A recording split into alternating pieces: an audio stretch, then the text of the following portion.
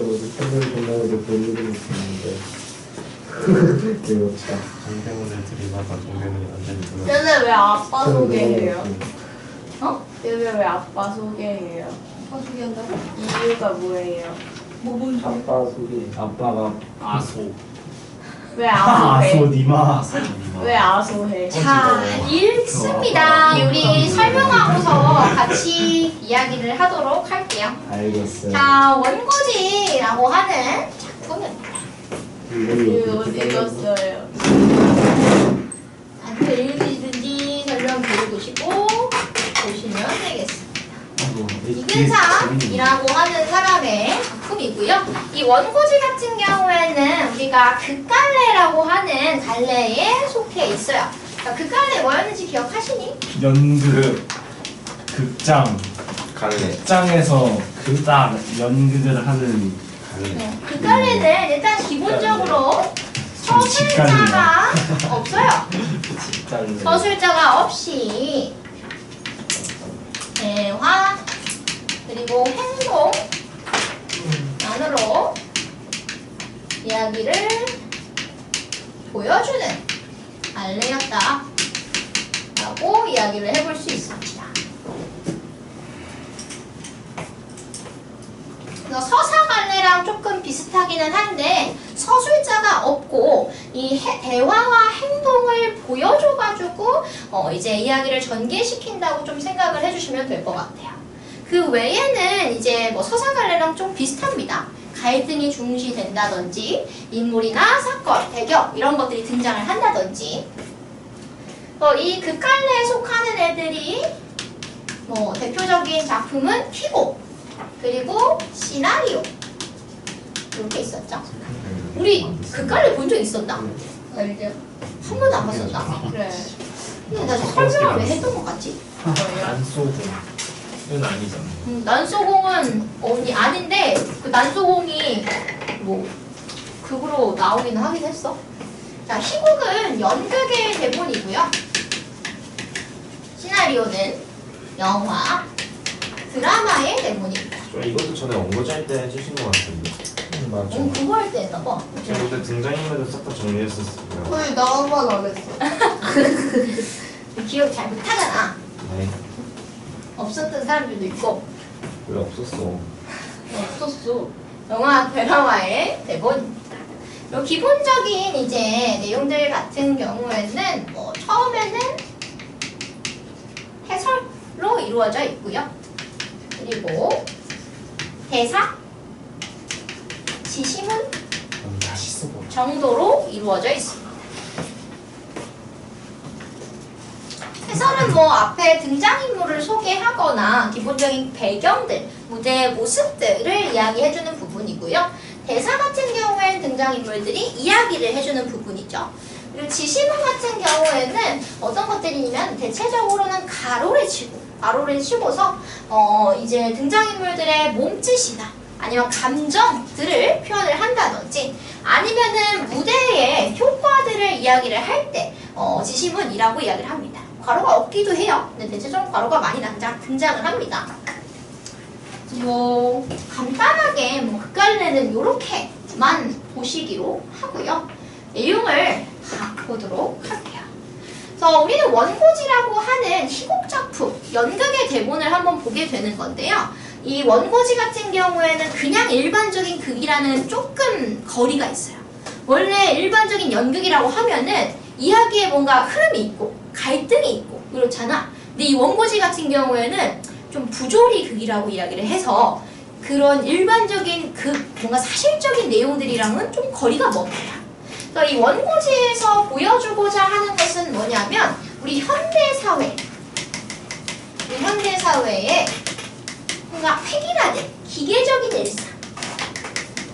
너네 느끼고 있니 지금? 기계적인 일상. 네. 시험 공부하고 시험 보고 싶다. 귀여웠다. 그 기계적인 일상에 대해서 조금 비판을 하고 풍자를 하는 내용들이 좀 담겨져 있고요. 또 인간 관계에서의 단절, 가족, 인간 사이에서의 그런 단절의 모습들을 보여주면서 가족 공동체의 해체 모습을 보여주는 내용이 주를 이루고 있습니다. 그래서 등장인물들도 네네. 별로 없어요. 뭐 가족, 인간 연결. 인간, 단절. 단절. 글씨가 작지?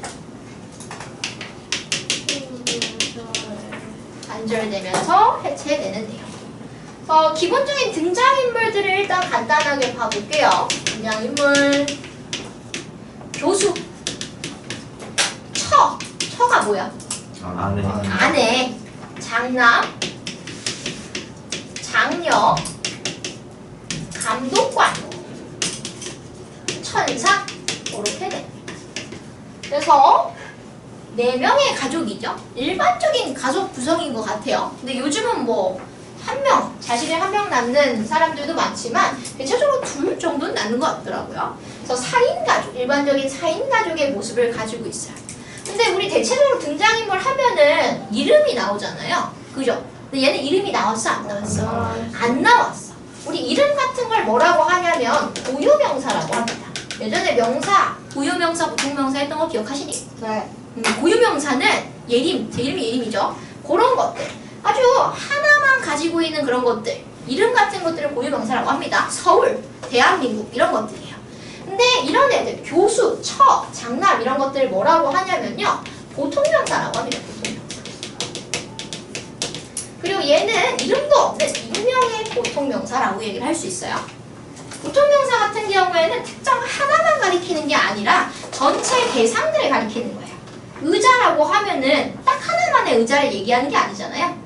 그럼 비슷하게 생긴 다리 4개 있는 애들을 뭐 의자라고 하잖아.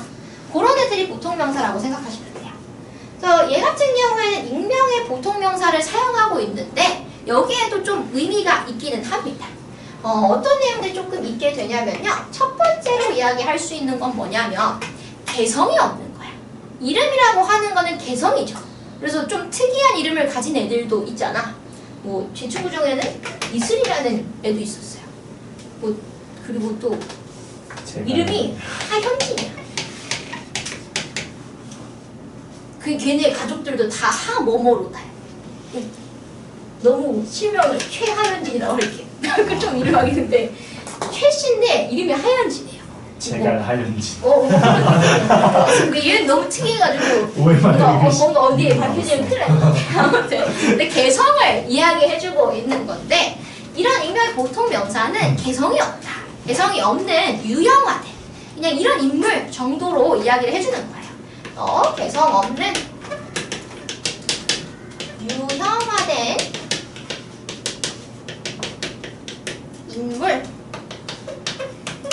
인물임을 나타내주는 부분입니다.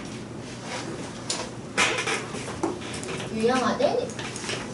그리고 우리 이름을 부르면 어때요? 누구누구야 라고 부르면은 뭔가 친밀해지는 그런 느낌이 있죠.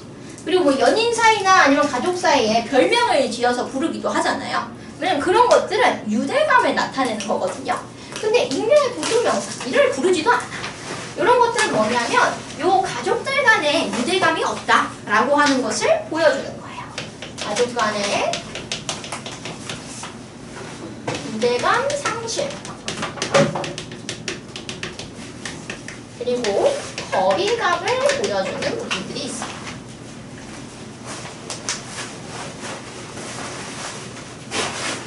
잘 보실까요?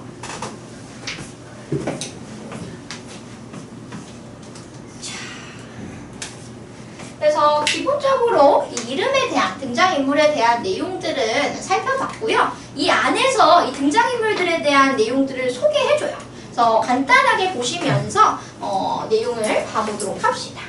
자, 무대 하면서 무대의 모습을 보여줍니다. 무대에 막 풍속의 음악, 아주 막 팡팡팡팡 이런 터지는 이런 음악들이 등장을 하고요. 누가 등장을 해요? 장녀가 등장을 합니다. 근데 어때? 화려한 색의 블라우스에 캐프리 팬츠. 캐프리 팬츠가 뭔지 잘 모르겠어. 좀 짧은 팬츠인가? 뭐 아주 이제 그런 모습들을 보여주고 있고요. 이 장녀의 모습을 보면은 좀 어때? 좀 화려하고 난잡한 그런 모습들이 보여지고 있습니다. 귀걸이도 하고요, 목걸이도 하고요, 손걸인 거를 보면은 팔찌도 막 하고 있어요. 그리고 음악이 멎으면서 장녀가 이야기를 합니다. 누구한테 이야기를 해요? 관객들한테 인사를 하고서요. 바쁘신데 이렇게 많이 모여주셔서 감사합니다 라고 하면서 자기소개를 이야기해요. 근데 여러분들은 저한테 소개할 필요가 없대. 너네들은 뭐 다 똑같지 않니? 라고 하면서 너네 소개는 안 하고 내 소개만 한다 라고 이야기를 합니다. 그래서 막 이야기를 하면은 나는 이 집 첫 딸이고 장녀다. 그래서 남동생이 있고 소개를 할 수 있다. 그러면서 아버지 얘기를 하는데요. 아버지는 어디래요? 학교에서 가르치는 교수인데 안 나가는 학교도 없고 막 이제 번역 일도 하고 있다 라고 이야기를 해주고 있어요. 그러면서 너무너무 돈이 많아가지고 돈 걱정을 할 필요가 없다. 그리고 남동생도 건강하다 라고 하면서 간단한 소개를 해줍니다. 그래서 이 장녀 같은 경우에는요, 이런 식으로 어떤 역할을 하냐면 등장인물이기도 하면서 뭔가 해설을 해주는 해설자의 역할도 합니다. 해설자의 역할도 해요. 근데 이거는 뒤에서 장남도 동일하게 하는 부분이거든요. 장녀랑 장남 같은 경우에는 어느 정도 세트라고 생각하시면 돼요. 이 집 자식들은 똑같아. 좀 이기적이고 돈 좋아하고 좀 이상해. 그러면서 이야기도 해설하는 부분들이 있습니다. 그러면서 이 등장인물이면서 해설자인 것에 효과가 하나 등장을 하게 되는데요. 이 효과는 뭐냐면 내가 뭔가 드라마를 보고 있는데 그 드라마 주인공이 나한테 말을 걸어. 그럼 좀 어떨 것 같아요? 몰입이 돼야 안 돼? 돼? 안 돼요. 갑자기 거기에 내가 뭔가 그 내용들을 잘 감상을 하고 있었는데 내가 거기 들어간다고 생각을 해봐. 갑자기 거기에 들어가는 거야. 아까 전에 말했던 랍스타 거기에 들어가. 그럼 이상하잖아. 그래서 얘 같은 경우에는 이런 식으로 이야기를 하면 그게 몰입을 좀 방해를 합니다. 그게 몰입하는 것을 방해해요. 몰입하는 것을 방해하고 좀 낯설게 만드는 효과들이 있습니다. 그래서 뭘 느끼게 하냐면 거리감이 조금 느껴져요. 뭐야? 하면서. 그럼 어떻게 되냐면요. 이 내용들을 조금 더 객관적으로 볼 수 있게 됩니다. 그러면서 비판적으로도 볼 수 있어요. 비판적이고 객관적인 판단이 가능해져요.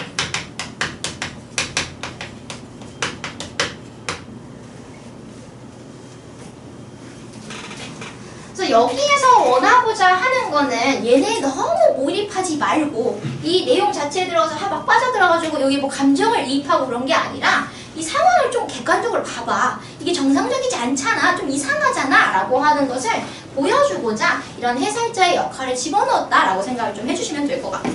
괜찮으실까요? 자, 그리고 이 친구가 집 안내를 합니다. 그럼 저희 집에 안내하겠어요. 하면서 이것은 응접실입니다.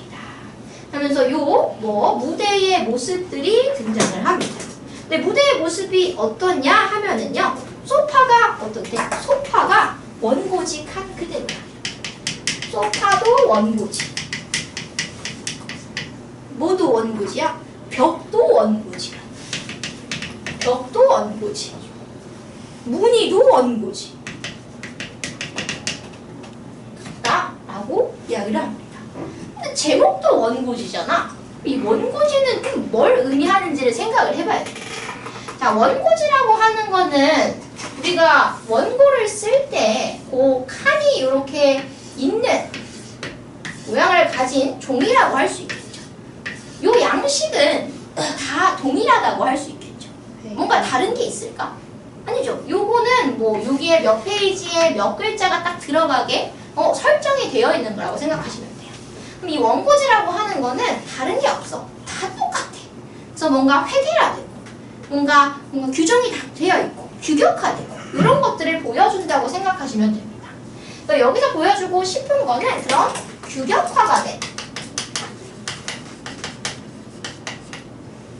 정형화된 현대인의 삶의 모습을 보여주는 거예요. 그래서 너무 뭔가 규칙에 얽매여 있고 뭔가 딱 억압돼 있고 그럼 어떻게 해서 좀 답답한 느낌이 들기도 하겠죠. 근데 우리는 뭔가 그런 삶을 살고 있다라는 걸 좀 보여주는 거예요. 획일화된 모습들. 그래서 뭐가 있냐면 도어도 있는데 이 도어가 어때? 동물원의 코끼리 우리 같다고 함이 좋을지도 모른대요. 그래서 이런 표현이 나오는 거예요. 왜냐면 이렇게 딱 뭔가 규격화된 모습들이 뭔가 감옥처럼 우리의 가치인 것처럼 느껴진다라고 표현을 해주고 있는 거죠. 그리고 뭐가 있냐면요. 플랫폼이 있습니다. 이 플랫폼은 누구네 방이래? 장남이랑 장녀의 방이에요. 이 장남이랑 장녀의 방은 어때? 사치품도 있고 큼직한 쾌종시계도 있고 아주 소왕국 같은 느낌을 줍니다. 그래서 아주 좀 뭔가 사치스러운 목욕이 막 있는 욕심이 있는 그런 모습들을 보여준다고 생각하시면 돼요. 이런 게 이제 장남과 장녀의 다 특징이라고 생각하시면 됩니다. 좀 이기적이고 뭔가 무력이 넘치고 욕심이 많고 이런 느낌이라고 생각하시면 돼요. 그리고 우측방, 즉 음적실 소파 뒤에는 붉은 줄이 칭칭 감긴 막대가 있고요. 뭐 관객들은 우측과 좌측 방 사이에 벽이 있다고도 생각을 해요. 왜냐면 여기가 우측이고 여기 좌측인데요. 그림을 이렇게 그려서 좀 그렇지만 여기가 우측, 좌측이요. 근데 벽이 없는데 벽이 있다고 생각하래요. 여기는 간단하게 말하면 우리 엄마 아빠 공간이잖아. 그리고 여기는 장남 장녀 공간이죠. 근데 벽이 있다라고 하는 거는 어떤 느낌일까? 뭐 단절돼 있지, 그죠? 단절돼 있고 이 가족들 사이가 뭔가 연결되어 있지 않다라고 하는 것을 보여준다라고 생각해 주시면 되겠습니다. 웬만하면 제가 줄을 쳐서 표시를 하려고 하긴 했거든요. 근데 안 친 부분들이 또 있을 거예요. 그래서 좀 그 부분들은 양해를 부탁합니다. 장남이 일어서서 관중들한테 이야기를 하게 됩니다. 전 이 집 장남입니다 하면서 또 이야기를 해요. 방은 누나가 생활하는 곳이고 아버지를 소개하기 전에 행복한 가정을 이룰 수 있는 비결을 만들어주겠대요. 자, 행복한 가정 동그라미 칩시다. 행복한 가정 보면은 행복해 보이지는 좀 않는 것 같은데 행복하다라고 이야기를 하고 있어요. 이 행복한 가정을 이루는 방법이 어떤 거냐면 부모가 자식들에게 맡은 바 책임을 다하면 된대. 밥도 먹이고 학비도 내주고 결혼할 때 되면 귀찮게 간섭도 안 하고 뭐 그러면 그런 것들 그러니까 돈을 줘야 된다라고 생각을 하시면 될 것 같아요. 또 부모가 자식한테 잘해야 된다. 자식에게 갖는 뭔가 의무, 책임들에 대해서 이야기를 해주고 있습니다. 근데 이거 정당한 것 같아요. 정당하지 않다고 느낄 수도 있고 어떤 친구들은 정당하다고 느낄 수도 있을 것 같아요.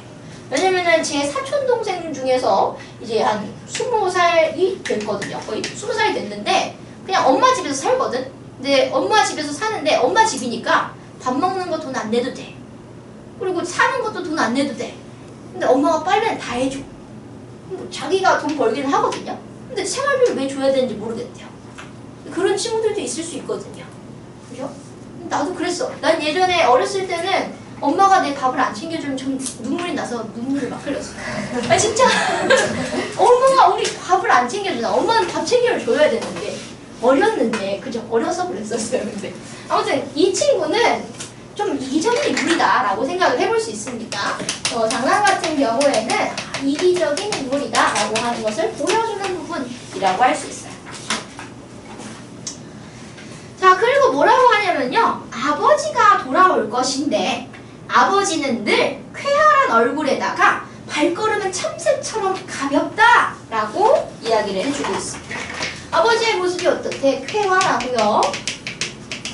참새처럼 가벼워 라고 해요. 근데 아버지가 어떻게 들어와?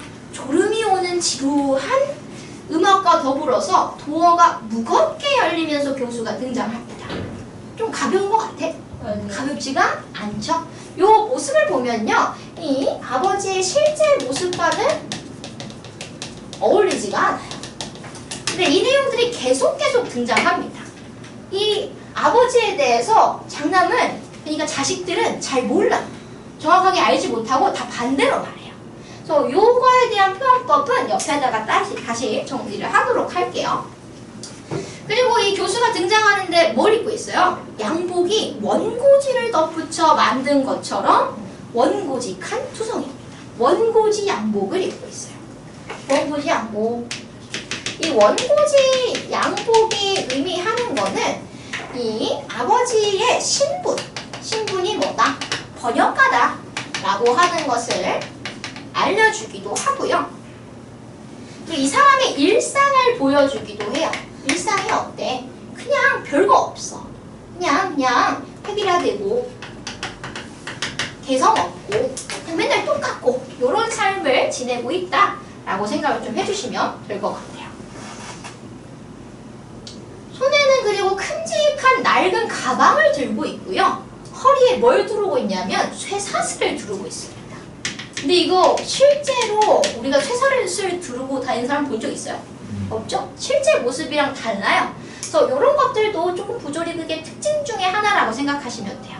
그럼 뭔가 실제적인, 사실적인 모습들보다는 이런 뭔가 과한 소품들을 활용을 해서 표현을 좀 해주고 있는 겁니다.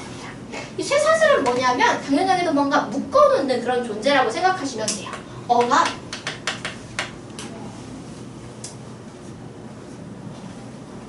뭔가 책임. 이런 것들을 상징합니다. 허리를 돌고 남은 줄이 막 끌려다니고요. 쇠사슬이 도어 밖까지 나와 있어서 끝이 없습니다. 그러면서 힘들게 앉아요. 그리고 가방은 옆에 놓고 전면을 바라봅니다. 중년의 마른 얼굴에다가 또 주름살이 나고 얼굴은 돌 모양. 변화가 별로 없대요. 얼굴은 별로 모양 변화도 없어. 그러니까 이 사람은 좀 무기력한 사람인 거예요. 집에 돌아왔는데도 집에 돌아가면 좀 기쁘지 않아? 기쁠 법도 한데 축 처져가지고 무기력해요. 잠시 후 피가 나다는 듯이 기지개를 하면서 하품을 하는데 하품을 어떻게 해? 자, 무엇인가 두들겨 맞아 죽는 비명같이 비참하게 들려온대요. 이 하품이 너무너무 비참해. 그죠? 근데 장녀가 갑자기 나타나가지고 뭐래? 아버지가 이렇게 밖에서 돌아오시면 달콤한 하품을 한대요. 달콤한 하품을 해요? 아니요. 어울리지가 않아요. 여기서 이거 이야기를 하면요. 이런 표현들을 우리가 뭐라고 이야기를 하냐면 극적 아이러니 또는 극적 단어라고 이야기를 합니다. 반대되는 말이라고 볼 수 있겠죠, 조금. 이건 뭐냐면 간단하게 말하면 이 인물이 상황에 대해서 충분히 인식하고 있지 못한 거예요. 이 상황을 정확하게 뭔가 이해하고 있지 못해. 그래가지고 실제 상황과 맞지 않는 말이나 행동을 하는 것들을 말합니다. 적어줄게요. 인물이 상황을 충분히 인식하지 못해서 실제 상황과 맞지 않는 말과 행동을 하는 것입니다.